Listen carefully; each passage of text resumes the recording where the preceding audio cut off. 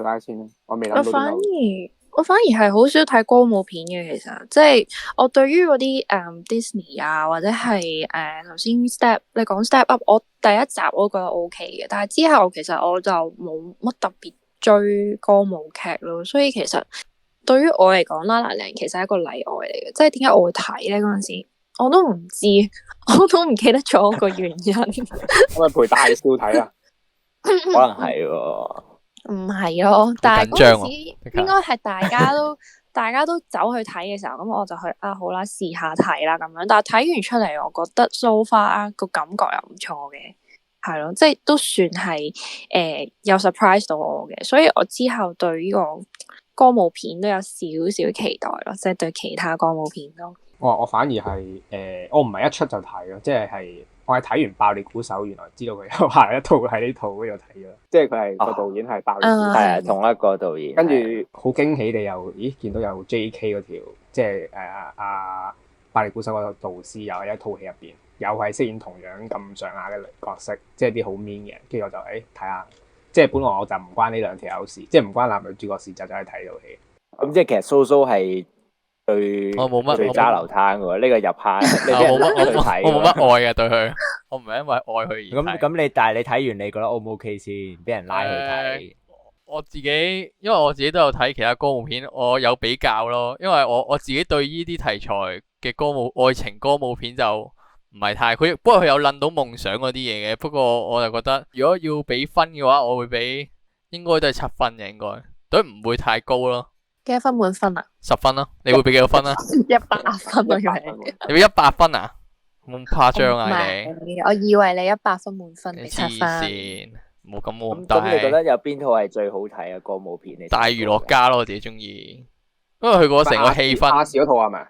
係啊，亞視嗰套啊，大娛樂家。亞視有套嘢叫大娛樂家，佢講馬戲團嗰套，應該大家知嘅。遲啲睇下揾個機會同大家講下都得嘅。嗰套啊嘛，係啊，狼人做嗰套啊。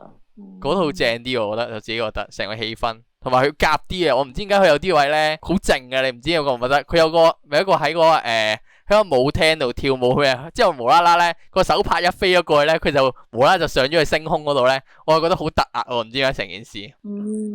但的而且確係好多人攞La La Land同大娛樂家比。係咩？我就唔知啊，因為大娛樂家係La La Land之後噶嘛，我記得。係啊，所以就大家會咁樣比咯，但我其實兩套都有睇嘅，不過我都真係中意La La Land。我兩套都有睇，我都係中意La La Land。我都係，即係如果揀，即係兩套打手嚟佢哋，我輸咗咯。係啊，打手，我係打手。唔係咁，你兩套嘢比啊嘛，你嘅意思。咁一個係以 family 嘅同埋事業為，即係 family 為主啦，個 theme 係重啲 family 啦，跟住一邊係以即係愛情啊嘛，即係男女嗰條線重啲啊嘛。咁我始終都中意。即係嗰類型咯，即係 La La Land 嗰類型會好睇啲，同埋 La La Land 貼地啲啊嘛！即係你馬戲團嗰個雖然都係講夢想，但係佢嗰個入骨嘅程度係冇 La La Land 咁追得咁犀利嘛！真係10個9個都發生過嘛 La La Land。我年齡階段未去到大娛樂家嗰個人有晒家庭嘅時候，係啊包袱啊嘛，即係嗰啲位啊，個共鳴未喺度咯，可能遲啲會有共鳴嘅。唔係蘇蘇心境老啦，因為所以可能係啊。明白呢個，可能因為蘇蘇仲未經歷過 La La Land 嗰啲啊。我唔中意佢個結局啊。所以其實我覺得佢男主角係其實可以有機會講，其實個女仔都俾晒都係識路佢，同佢講係想同佢唔知記唔記得有一場係講佢啱啱好見完嗰個面試員啊，對最後一次嗰個 casting 啊，跟住咧去到佢一個又係嗰個平時傾偈嗰個位咧，跟住個女仔我問佢，跟住佢就話要如果遲啲去。要去巴黎定係佢話咩？跟住個男仔話你去巴黎咁樣，跟住佢問佢之間嘅關係係點啊？跟住佢話好平淡咯，都冇乜變化。即係其實係嗰下唔知點解佢靜咗嚟，個男仔好似係放低咗呢段感情咯，無啦啦放低咗咯。佢嗰個位，我唔知係咪因為佢為咗個理想啊，為咗佢女仔嗰個理想。但係我係最中意嗰段戲喎。係咩？你最中意啦。同埋呢個位同你係好大唔同感覺喎。係喎。你覺得係點啊？咁佢個結局咁樣，佢咁樣有呢個位，個結局先顯得更加凄美唯美。真係，我覺得好腰心啊！你明唔明啊？成件事，我覺得佢唔應該咁樣講咯。佢，所以其實佢可以一齊嗰兩個，我唔知係咪唔中意佢嗰個位。佢令到你腰心唔係嗰下就已經好成功啦。我覺得佢擺到明就係想咁啦。可能係。但我覺得嗰個腰身位其實係阿男主角咧，即係喺 Mia 自己都唔相信自己嘅時候，男主角跳出嚟係同佢講話你得㗎啦。佢哋即係嗰段對話其實係 assume 咗阿 Mia 一定會成功，所以佢哋即將要分開。係啊，即係所以其實中間係，所以其實中間嗰種你話可能冇乜對白啊性嗰啲，其實我覺得係嗰種無聲仿有聲嗰種感覺咯，即係佢會令到人哋更加心痛呢對情侶咯。因為佢哋大家都知道，大家即將嚟緊會面對啲乜嘢啊嘛，咁所以佢哋依然去，即係男主角依然選擇去支持 Mia。所以其實我睇呢個嘅時候，我係喊咗嘅，即係我係因為呢一段戲先 touch 到我咯。同埋蘇蘇，你話你覺得佢呢個位，即係阿女主角問佢覺得個關係點嘅時候，佢好似已經即係你覺得佢唔中意咁，但係其實佢係好仲係好中意個女仔喎。如果比著係你啦，咁因為佢哋之前嗰個階段係屬於都幾乎分手噶嘛，但係佢都照聽到嗰個casting 嗰個電話，佢照去山長水遠揾女主角，然後去擁佢去 casting。如果佢唔中意佢，佢點會咁做啊？所以我咪嗰下佢其實佢可以兩邊都兼顧，不過可能因為係個結局嘅問題啊。因為結局佢睇得出其實佢係真係仲好中意個女仔咯。佢直到佢反而我覺得個女仔係唔中意佢咯。佢係個女仔唔中意，唔係話擺低咗佢嘅，唔係話唔中意咗佢咯。因為兩邊互剪，我睇到兩邊互剪好大對比。一邊咧已經有成家立室啊，有仔有女啦，女仔嗰邊，跟住男仔嗰邊係佢依然係自己一個，跟住佢實現到佢嘅夢想，佢就開咗間嗰間酒吧啦。但係佢跟住我睇翻佢佢對望嗰時咧，個男仔係有晒所有幻想片段噶，佢完全係想繼續同佢一齊噶。咁咪嗰下最腰心係嗰個位咯。但係你嗰下點解唔去講嗰下咧？你仲係中意，你仲係想同佢一齊嗰下？我個位係咁樣咯，狂傷個位。佢如果真係同佢一齊，佢就會阻住咗阿 Mia 去追夢咯，咪咯。但係其實佢點講異地戀係可以發生噶嘛？都唔應該係咁咯。唔係咁講，我咁講啫。咁我見到個成功嘅例子嘅。你左手帶個右，帶個右手啊！咁我唔透露，我唔喺度講，我唔喺度講啦，我唔喺度，我唔討論呢個。係咯，我自己覺得，可能因為我不過好個人感覺嘅，中唔中意個結局呢啲嘢，我就係唔中意嗰位咯。你可能中意 happy ending。係咯，可能中意嗰啲TVB 劇情啊。即係如果其實最後佢哋係真係好似佢哋幻想咁，係佢哋兩個一齊咗，然後成家立室，你就可能會 OK 呢套戲啦。但係團圓結局咁樣。會好啲咯，跟住我中間去講多啲嘢，佢會有舒服啲咯成件事。因為佢靜嘅位，佢有音樂嘅位其實都多嘅，但係佢係純音樂喎，佢純音樂，我冇講過嘢，一個人都冇出過聲喎。因為多碎嘴又話人哋係咯，係啊，好高要求噶。跟住依家人哋靜嘅位多啊，唔講嘢嘅，可以講多啲嘢。喂，除非你好似無聲絕境嗰套恐怖片咁啦，就係因為佢講嘢而咩咯？你鬧足全場咯，怪獸捉。咁你咪鬧足全場，你鬧到完場，你可以。如果做咩冇對你講嘢嘅？咁唔係我話呢啲特別例子啊，所以佢係因為有原因而佢做到佢。你係極端例子，唔係極端例子喎。唔知我自己唔中意啊，可能都係每個人感覺唔同。你覺得好欣賞佢啊？我覺得唔係。我覺得口味唔同咯，即係 La La Land 嗰啲係，即係雖然佢學你話齋冇乜對白啦，但係佢畫面上真係做到佢想講嘅嘢喎。即係你一嘢 montage 係啊，你就已經睇得晒男主角諗緊啲咩咯。所以其實係犀利嘅呢樣嘢，其實。即係最由頭到尾最乸中意嗰個就係真係無聲勝有聲。你諗下佢最後嗰下兩個一個回望，個回眸哇！嗰個真係錯過咗啊！不得了啊！我記得好似錯過咗佢回望。真係唔使講嘢，真係。係啊。之後一個點頭。係啊，邊個啊？男主角嗰下。男主角點頭啊！變點嘅笑。我明嘅。嗰下真係其實好似你已經有成堆對白喺心裏邊，已經腦補晒所有會講嘅嘢。講咗啦，佢已經。現實其實佢好覺得男主角個角色係真係寫得好好嘅。係寫得好啊！佢個位寫得好，呢人真係好腰心。點解嗰下你唔敢做啊？我都覺得男主角係正嘅，即係你俾我揀咧，其實我會覺得我會中意男主角多過個女主角，即係個代入感啊！講緊。即係連女仔都覺得男仔係。係啊。你會心痛個男主角咯，真係。係，即係你會同情個男主角多過個女主角，但係女主角又唔係話唔 OK 嘅，只不過係真係男主角嘅表現上啦，你點都係覺得佢好過女主角。佢個角色我覺得佢好係好在咧，即係佢中間有段戲佢咪同嗰個黑人 friend 去傾偈嗰段，即係佢入咗佢隊 band 嗰度，佢咪鬧佢啊，話你又話想救爵士音樂，但係你又唔肯改變，但係明明爵士係自由嘅。佢嗰段位係成套戲我覺得係爆咗成個角色出咗嚟，因為本身男主角其實係個。我自己睇啦，覺得佢係好矛盾嘅，佢好墨守成規，但係其實佢中意嗰樣嘢爵士就其實係明明好自由嘅。佢啱啱喺女主角帶佢去聽爵士樂嗰度，佢咪介紹俾佢聽爵士樂係點啊？即係話每個角色喺團入邊咧都其實演奏緊自己嘅風格，演奏緊自己嘅 style。即係其實佢自己都講到啦，明明爵士就係咁自由，但係佢就係好 stubborn 咁。即係掛住以前爵士風光，但係佢就唔識得諗依家要點樣去改變，先至真係可以令爵士被拯救。所以我覺得男主角角色係由頭到尾都係好立體啊！真係成件事。佢其實佢個角色設定咧，同女主角已經注定咗個結局係點。因為好似你話齋，佢係一個好懷念，即係好追求傳統爵士啦，應該咁講啦。但係女主角嗰種心態同埋個角色就係一個追求夢想，即係向前行嘅人啦。同埋即係佢要不斷突破先會爭取到喺洛杉磯咁嘅地方咧，一個角色咧，即係類似係即係好難係啊演員，跟住咁咪變咗同主角由頭到尾好明顯，即係你見到佢對注定係分叉嘅，即係注定會收皮嘅佢個關係。同埋女主角嗰種佢好易放棄啊！佢講又講到自己好中意演員咧，但係當佢真係俾現實打擊咗嗰一下咧，重創咧，佢就即刻放棄咗，受唔到批評啊佢。係啊，即係佢又唔係受到批評嘅。但係你諗下佢之前佢話佢自己即係 interview 咗6年啦，咁樣即係喺度跌跌沉沉咁樣。但係其實你諗翻佢嗰陣時點解冇放棄咧？我自己睇就係因為佢隔離有個有錢男朋友啊嘛。但係當佢依家當佢而家同男主角一齊嘅時候，佢真係付出晒所有自己嘅一切去搏一鋪嗰個個人 solo 嘅時候，一付出完乜都冇晒，咁佢咪覺得我好似要放棄咯。就係其實佢根本之前就係因為有錢啊嘛，所以佢咪唔放棄。即係有人傍住，咁佢唔會放棄咯。我自己覺得。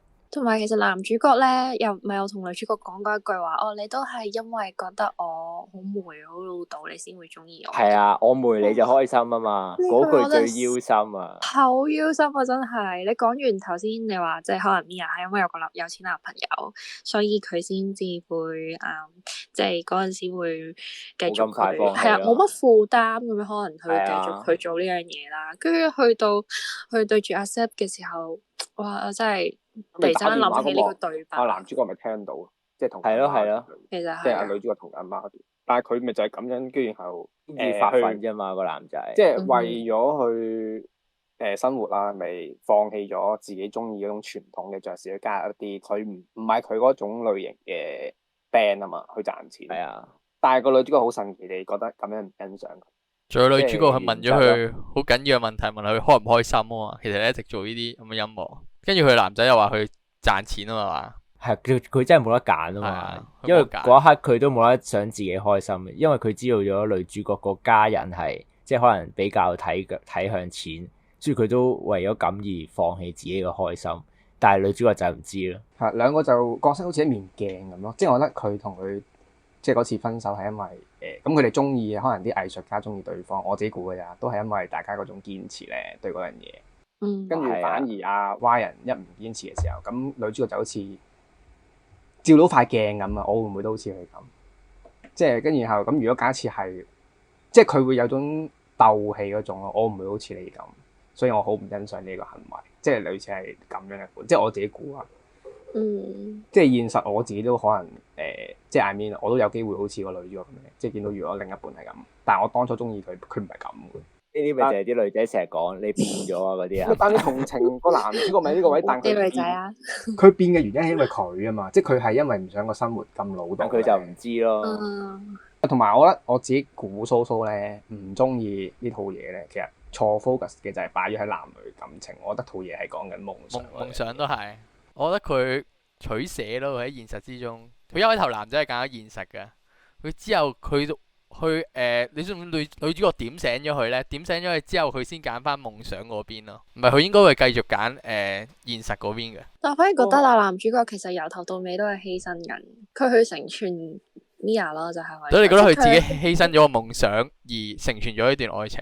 其實佢冇犧牲夢想嘅，首先，即係我覺得佢應該係話佢有犧牲佢對 jazz 嘅嗰種，即係嗰種叫咩？執着係啦，佢本身會覺得jazz 一定係傳統咁樣坐喺度，一定係咁樣啦，咁樣。咁但係佢係因為即係好似我哋頭先咁講，係因為佢聽到女主角同阿媽咁點講，咁樣先會突然間發奮喎。即係其實佢係為咗女主角先去改變佢呢一個根深蒂固嘅 concept，即係佢就為咗俾幸福佢，所以先至去努力咯。即係呢個已經係個犧牲啦，但係佢唔係為咗去成全佢哋嘅愛情，佢純粹係為咗成全 Mia 嘅。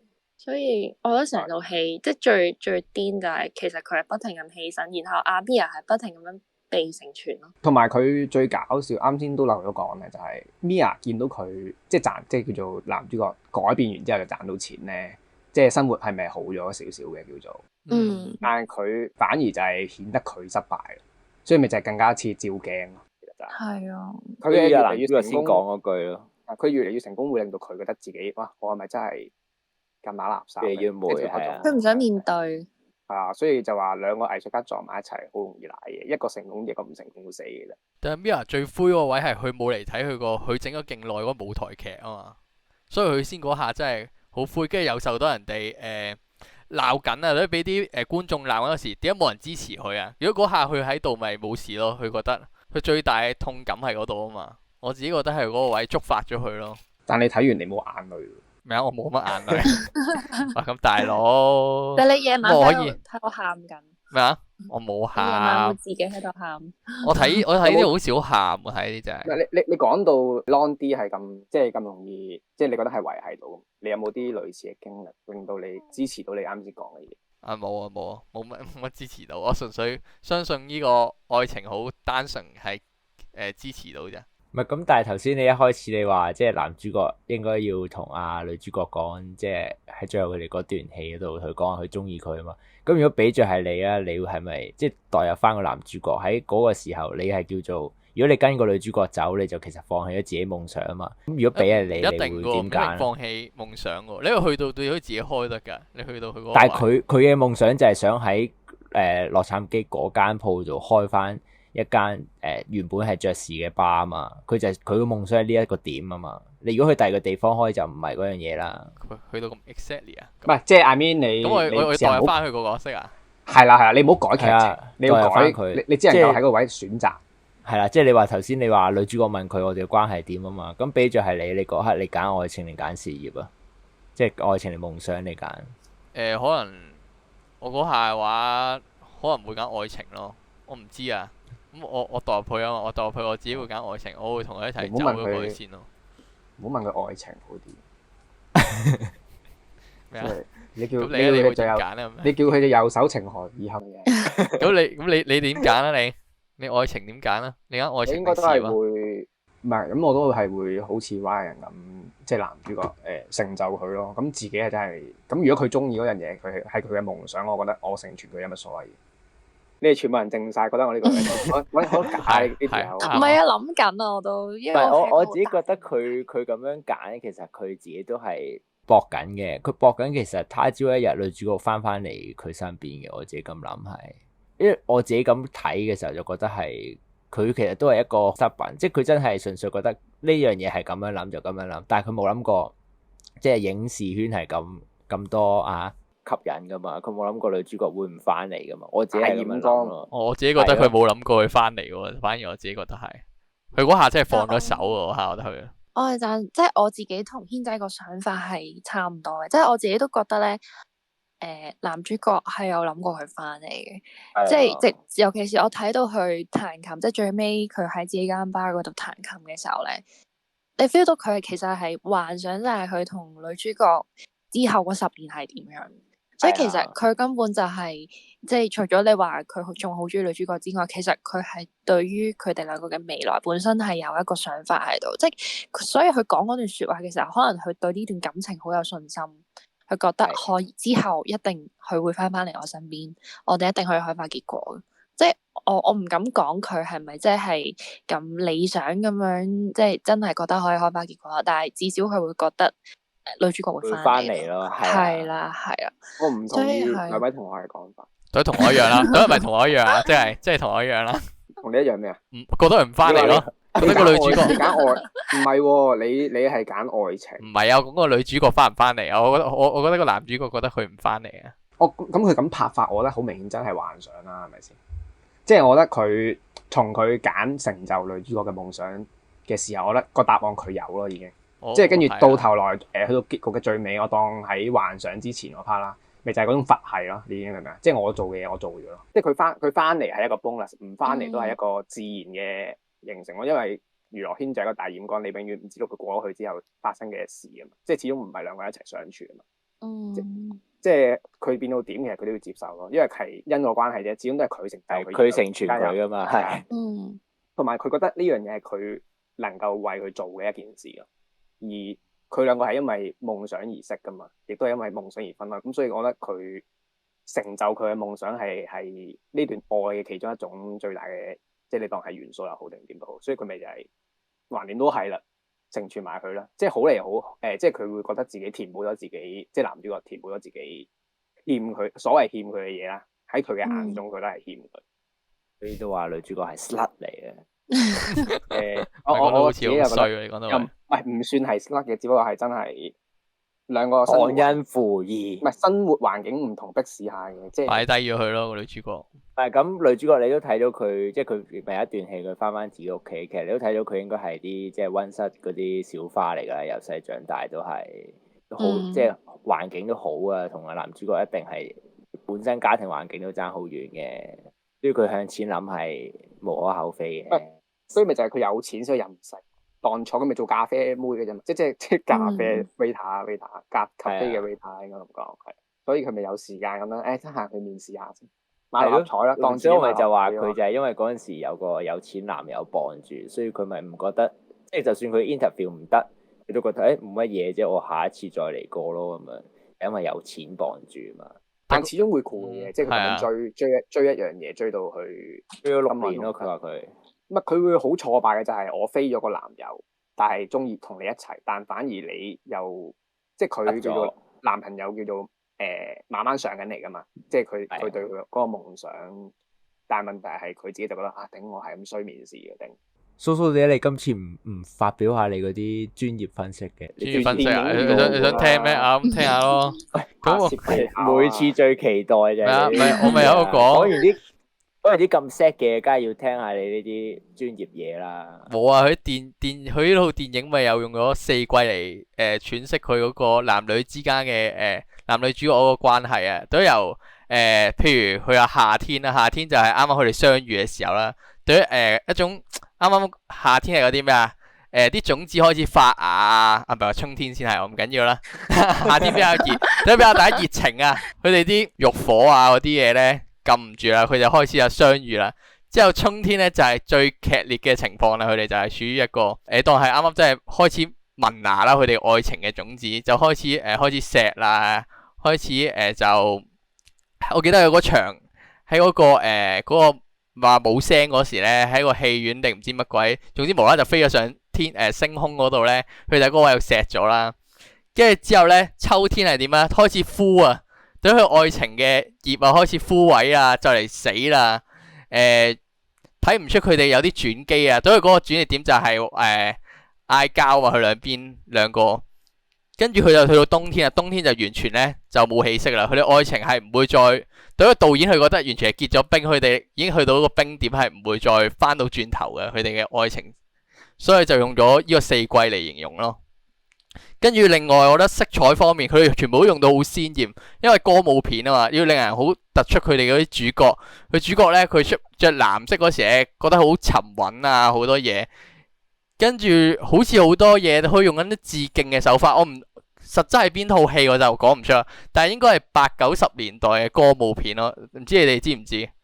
可唔可以噏到一套啊？係啊，Singing in the Rain 嘅感覺。係咯，係啊。我冇睇過。即係落雨揸住把遮跳舞嗰個嘛。佢淨係拉住燈柱轉嗰下已經係啦。喂，呢套你讀嗰間母校有播過呢條？有播過咩？我唔記得咗啊，因為可能你愧對你先師嘅啲歌舞片真係好少研究咁樣咯，我覺得係。係咁少嘅咩你？仲有啲咩啊？咪就係你喎。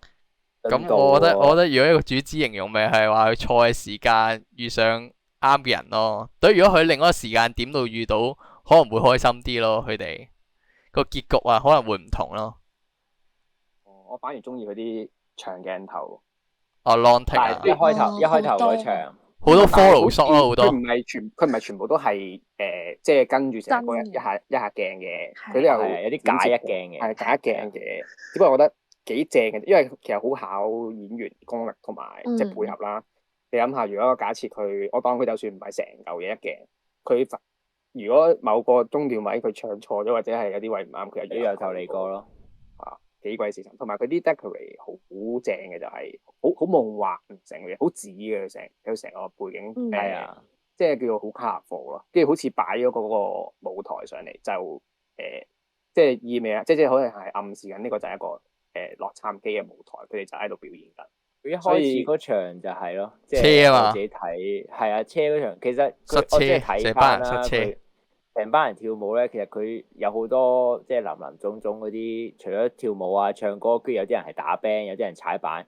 我自己覺得嗰度係佢暗示咗，就即係話俾你知呢一套嘢發生喺呢個 LA 嘅地方，就係一個夢想之都嘛。即係人哋外國人係話 LA 係一個夢想之都。我覺得佢係勁在就係佢一開波用呢個咁嘅長鏡或者一個咁嘅大亂舞，咁就去表達咗成套嘢嘅地方嗰個重心，就話俾你知呢個就係一個追夢嘅地方咁樣。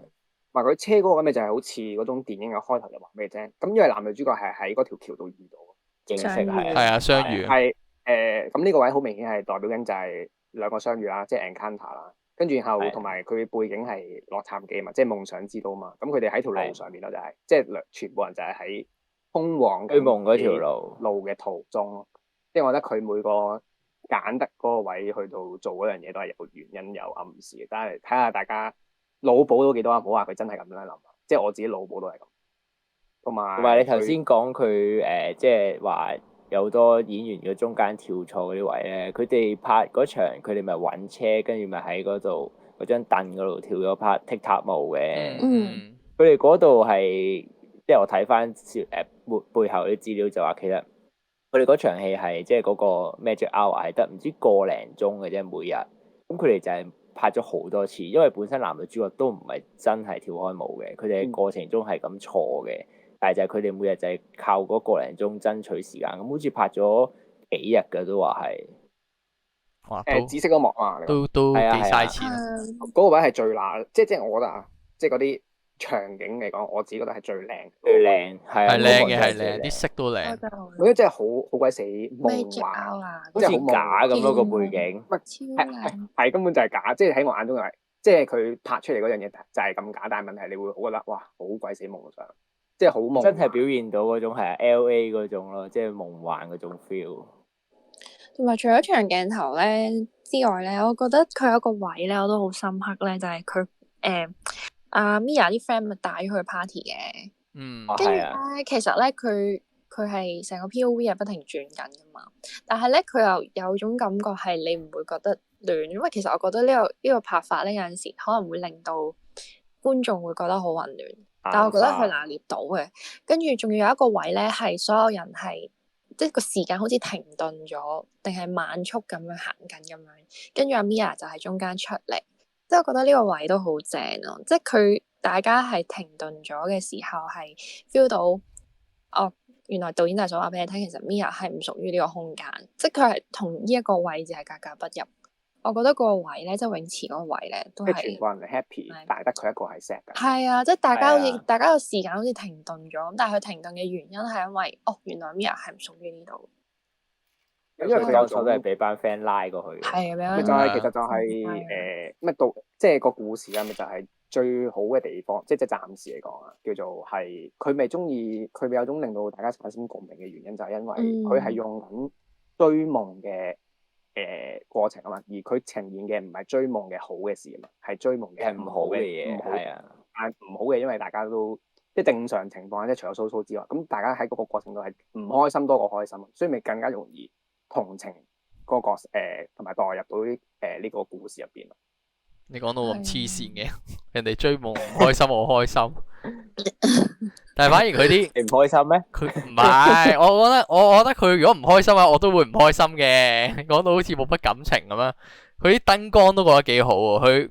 佢咪咧，佢自己成日喺幻想嗰時咧，佢好中意舞台劇啊。我覺得佢好中意舞台劇嗰種燈咧，聚焦一個角色啊，係啊，博拉。我唔知個專業啊，我冇讀過中期啊嘛。跟住咧，我覺得佢好突顯佢個內心世界。佢一開頭我記得佢第一次用係佢係唔知喺邊個位度去照鏡啊。佢咧就無啦啦就幻想佢又唱起嗰首歌，佢又覺得佢自己好寂寞啊。佢覺得內心好似填補唔到嗰種空虛啊。我覺得佢之後好多位佢都之後都有用嘅呢種。跟住最尾佢又嚟講翻佢男主角嗰種內心嗰種嗰啲幻想對女主角嗰種想繼續同佢一齊啊，所有嘢嘅話呢，好似同佢第一下開嗰個鏡頭呢，係首尾呼應翻，都接應翻佢女主角係一種空虛，跟住而家男主角其實佢翻到去佢都係空虛咯，佢最尾嗰個 shot 都係打翻嗰眼燈嗰下，我覺得係呢種感覺咯，去呼應翻咯，導演又首尾呼應到咯，我覺得呢件事係佢首尾呼應都仲有嗰個咖啡嗰一場嘅。咖啡都係女主角睇到個女明星咁樣，跟住到最後係變翻係佢啊嘛，嗰個都好正嘅。係嗰下都正，有對比嘅。好癲啊！蘇蘇有對比，邊個對比啊？個女主角咯，有成長咯。你係咪好中意講話好中意講佢哋啲人物有成長啊嘛？你哋唔知邊個講好中意講話？我冇啊，冇講過人物有成長呢啲嘢。呢啲咁專業嘅分析係你嘅啫。呢啲成長呢啲都係廢話嚟嘅。人做人梗係有成長噶啦，點會冇成長？係咩？哇！你講呢句，我覺得哇，安頭棒擊破啊，要貼破。好彩有錄，唔係好彩有錄嘅。有錄啊，有錄啊。喂，你個性格上，你個樣冇，你個樣點都有成長啩？你唔會10歲又係咁嘅樣啩？唔係好彩你講呢樣，原來好彩你嘅角度係講呢度嘢。喂，我就算個演員做得幾差，你個樣都有成長啦，係嘛？除非咁呢個法朗斯問題，如果個樣都冇成長嘅話，呢啲似你講嘅嘢啦，呢啲就似係嘛？我講做戲啊，嗰陣做人就唔講啦，我哋下次再講啦。做人就下次再講啦，我哋呢啲做人好複雜喎，好攰啊，做人好攰啊，做人。冇啦，咁即係你今日又分享完啦，你嗰啲進度嘅專業分析，每次最期待就係呢度啊，我哋。鳩噏嘅又係。冇資料 support 喎，今次冇資料 support 噶，搵唔到。要講埋，佢講埋條啊，我冇搵料嘅，冇抄，今次冇搵料啦，我都講到啊，係啊。咁啊，但係最正真係成嚿嘢，我最中意嘅真係個結尾啊，真係個遺憾尾啊，真係冇嘢靚得過呢個位喎。所以諗起其他戲咯，前面嘅鋪排，其他咩戲啊？俾你講那些年啊。你記得那些年個尾？喂，唔得，錯呢套我真係冇睇。係愛情片咯，嗰下好紅睇日版嘅，嗰下好紅嗰下。那些年睇台灣，我唔知我唔知點解係唔想睇。個尾又係咁咯，佢個尾。喂，我估唔到你講呢，我估唔到你遺憾尾係講呢套咯。唔係那些年唔係遺憾尾咩？One Day 啊，唔係因為亞洲樣佢有共鳴，貼近啲啊。陳妍希咧。黐線啊！又係唔係喎？佢中意啲大家可能唔知，佢中意啲即係 carry 嘅讀書叻嗰啲人，喺男仔性格啲嘅。咁唔怪得知佢想要陳妍希啦。我都唔知喎，我自己都唔知。即係同佢母校嘅經歷有啲相似嘅。有啲癲，有啲癲。曾經都有個女同學幫得好勁嘅，係嘛？仲求埋翻嘅。我都想知。你想知咩？我都唔知邊個。哇！你真係打完貼翻條片，咁你好唔那些年，我覺得你個人，你好唔柯震東。係咁噶啦，快啲完啦！你都唔講嘅，你係咪冇專業分析啦？冇專業分析啦，冇咁其他尷尬啦，補充。冇啦。我聽完蘇蘇講完之後，我好似冇睇過套戲，我要睇多次。我又要睇多次啊嘛！我都好似要睇多次。睇下啲分析係咪真係咁到位？係啦，咁啊，今條片就嚟到呢度先啦。如果中意呢條片咧，就可以讚好或者分享俾你嘅朋友啦，亦都可以訂閱埋衰鬼聯盟呢個 channel，撳埋隔離個鐘仔咧，咁有新片嘅時候就會通知你。下次再同大家見，拜拜。拜拜。拜拜。拜拜。